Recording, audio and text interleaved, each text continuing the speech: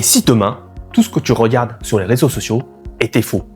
Pas fake au sens mensonge, mais fake parce que c'est fabriqué par l'IA. Des images créées par des intelligences artificielles avec de faux visages, de faux décors et peut-être même toi dedans. Tu as vu des vidéos comme un chat volant un saumon au supermarché. C'est ce qui se passe notamment avec Sora ou de moindre mesure VO3. Eh bien, Sora a lancé un réseau social basé sur un feed d'intelligence artificielle.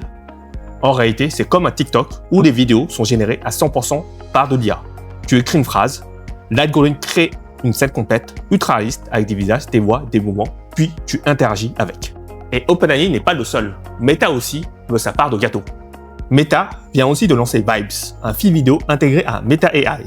Là encore, des contenus produits par IA, mélangeant animaux, avatars et illusions hyper réalistes. L'idée, remplir le feed sans personne, mais calibré pour attirer l'attention.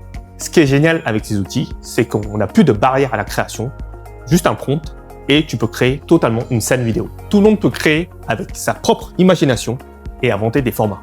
On est rentré dans cette ère de créativité sans limite, mais cela implique de nombreux enjeux.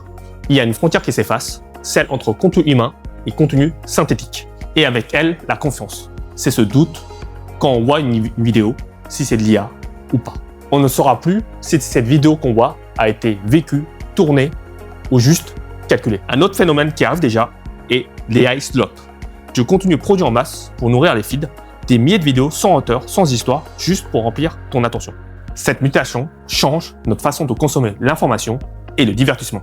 Certains y voient une opportunité, celle de produire plus, d'expérimenter et d'apprendre plus vite. D'autres y voient comme une menace, celle de ne plus voir ce qui est vrai et ce qui est faux, et bien sûr, tous les droits d'auteur. Derrière cette création, l'enjeu, c'est de savoir qu'est-ce qu'on veut faire de nos feeds et se poser cette question, es-tu prêt à avoir une feed que dire?